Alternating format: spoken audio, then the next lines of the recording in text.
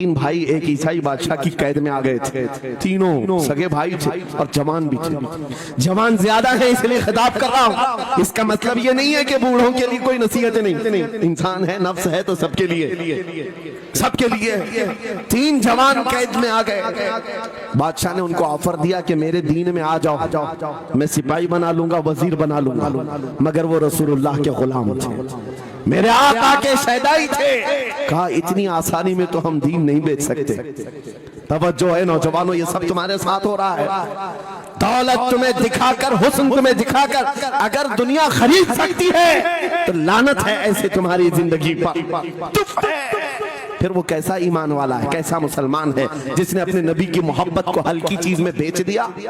اس کا کوئی تعلق نہیں ہے۔ الا لا ایمان لمن لا محبت له، اعلیٰ حضرت نے لکھا ہے اس کا ایمان ہی نہیں جس کے دل میں میرے آقا کی محبت نہیں۔ کیا بات ہے، اگر محبت ہے تو سودا نہیں کرو گے۔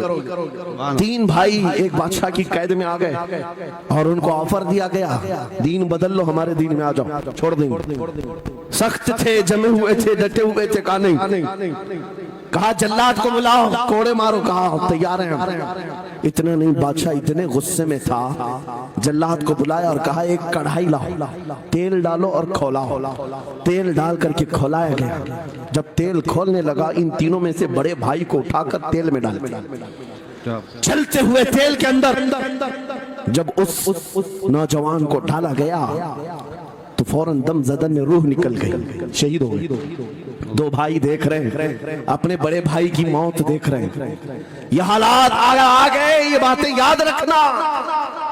تھوڑی دیر کے بعد بادشاہ نے دوسرے سے کہا اب بتاؤ تمہارا کیا ارادہ ہے؟ دوسرے نے کہا اب تو اور بھی تم نے سخت کر دیا امتحان، ہم تو اپنے نبی کو دھوکہ نہیں دے سکتے اور نہ ہی میرے شہید بھائی کو۔ بادشاہ نے دوسرے کو اٹھایا اور تیل میں ڈال دیا، کھولتے ہوئے تیل میں ڈال دیا، دو شہید ہوئے۔ تیسرا جو تھا وہ 22 سال 25 سال کے بیچ کا تھا۔ یہ بھری جوانی ہے، انگارہ ہوتا ہے، ہر نوجوان کو یہ لگتا ہے کہ یہ دن ہمارے عیش کے ہیں۔ دنیا میں جہاں چمکتی ہوئی چیز کو دیکھتا ہے دل دے بیٹھتا ہے، ماں باپ سے بھاگ جاتا ہے، گھر بار کو چھوڑ دیتا ہے، اس کو ہر اچھی چیز بری لگنے لگ جاتی ہے۔ یہ عمر بڑی خطرناک منزل پہ آ جاتی ہے۔ اے نوجوانوں، جو اس عمر میں بچ گیا انشاءاللہ وہ آگے بھی بچ جائے گا، آگے بھی بچ جائے گا۔ 22 سال کا کڑیل جوان ہے جس کے سامنے اس کے دو بھائیوں کو کھولتے ہوئے تیل میں ڈالا گیا، اس کی کیفیت کیا ہونا چاہیے؟ اب پوچھا گیا تمہارا کیا ارادہ ہے؟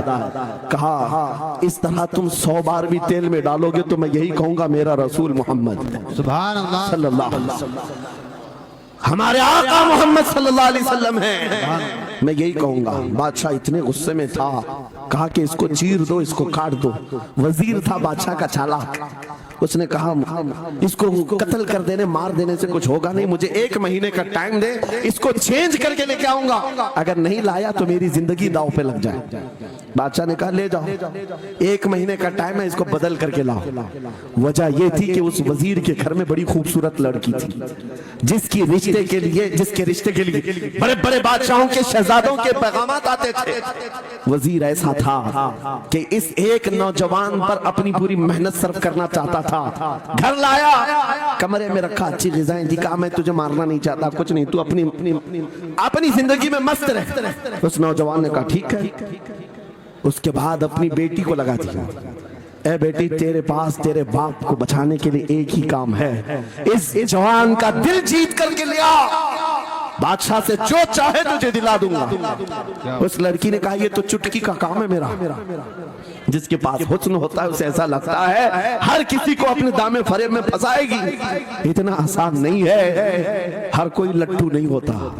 رات کو جب یہ لڑکی آتی، نوجوان مصلی بچھاتا، سجدے میں چلا جاتا، اور وہ کھڑی رہتی، بیٹھی رہتی، کھڑی ہوتی، بیٹھی ہوتی، رات گزر جاتی، وہ اونگ اونگ کر چلے جاتی۔ कितने दिन हो गए रोजाना वो बात तक नहीं करता, सर तक नहीं उठाता, उसका सजदा लंबा ही होता चला जाए, जब वो चली जाए सजदे से उठ जाए। महीना गुजरने को आया, तंग आ गई, कहा उस जवान को, ए नौजवान, ए पत्थर दिल के लड़के, जरा उठकर एक बार मुझे देख तो ले। मेरे हुस्न को देखने के लिए बादशाहों के शहजादे बेचैन रहते हैं, बड़ी बड़ी जगहों से मेरे निकाह के पैगाम आते हैं, मगर मेरे बाप की इज्जत की सलामती के लिए मैं तेरे साथ लगी हूँ। क्या बात है, तुझे गुरूर कितना है, मुझे देखता क्यों नहीं? नौजवान ने सर उठाए बगैर कहा, बस तू अपने मकसद में कामयाब नहीं हो सकती, वापस चली जा, इसलिए कि इन आंखों में एक ही हुस्न बस रहा है, वो आमिना के लाल का हुस्न है। क्या बात है, नारे तकबीर। बस वो एक हुस्न बसा हुआ है बहुत और उस हुस्न को धोखा नहीं दिया जा सकता।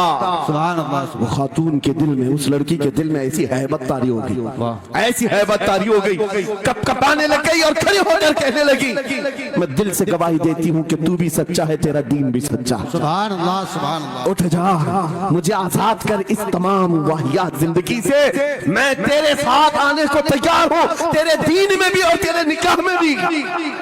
नौजवान खड़ा हुआ, कहा कि ये ईमान लाई हुई। उस खातून ने कहा, मैं तेरी बेड़ियां खोलती हूँ, मैं यहाँ से जाने का रास्ता फराहम करती हूँ। दुनिया जिसको फंसाने के चक्कर में थी, अक्सर ये देखा गया है, वो खुद अपनी गर्दन मुस्तफा के कदमों में देने को तैयार। क्या बात है। शर्त इतनी है कि मोहम्मद से वफा तूने, तो हम तेरे हैं, ये जहां चीज है कि अल्लाह हो कलम तेरे हैं, सुभान अल्लाह। सब तुम्हारा हो सकता है, सब तुम्हारा होगा। बस जिंदाबाद, मरहबा। मेरे अजीजों, अब सुनो आगे की बात। कलियू भी फरमाते हैं, इन जवानों की हिकायत क्यों सुना रहा हूं, ये आने वाले हालात, आने वाले हालात हैं। कहते हैं रात की तन्हाई में उस खातून ने उस नौजवान की बेड़ियां खोल दी, हुजरे का दरवाजा खोल दिया और उसको लेकर के निकल गई। कहा रास्ता मैं बताती हूँ, सल्तनत की सरहदें मैं उबूर कराती हूँ, फिर तेरी मर्जी, अगर मुझे साथ रखना है तो ले चल अपने दयार में, या फिर छोड़ना है तो छोड़ दे।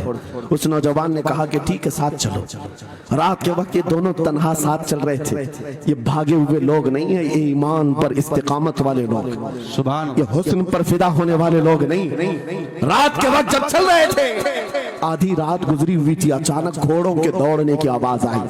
बहुत अहम बात कर रहा हूँ, घोड़ों के टाप की आवाजें आने लग गई। अब ये दोनों डर करके एक दरख्त के पीछे छुप गए। उन्हें लगा बादशाह को खबर हो गई, बादशाह ने हमें पकड़वाने के लिए पूरी फौज भेज दी है। वजीर को भी पता चल गया होगा, ये डरे सहमे हुए दरख्त के पीछे छुपे हुए थे कि अब क्या होगा इसके बाद।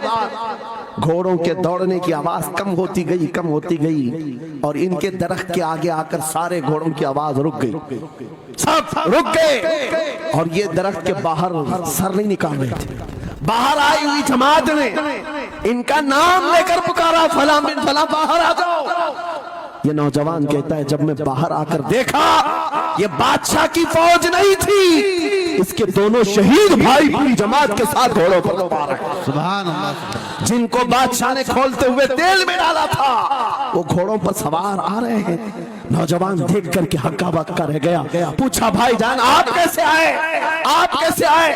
उन दोनों भाइयों ने कहा, ऐ हमारे नन्हे भाई, क्या तुझे पता नहीं, अल्लाह ने फरमाया, वला तक़ूलू लिमन युक़तलु फ़ी सबीलिल्लाहि अमवात बल अहयाउ वलाकिन ला तशऊरून। जो अल्लाह की राह में मारे जाएं, उन्हें मुर्दा मत कहो, वो जिंदा है, तुम्हें उसका शऊर नहीं। ये सिर्फ तू हमें देख रहा है, पहचान रहा है। तुझे पता है ये जो जमात हमारे साथ आई है, आम लोगों की नहीं, ये बदर खंदक के सहाबा की जमात है। सुभान अल्लाह, सुभान अल्लाह। बहुत अच्छा।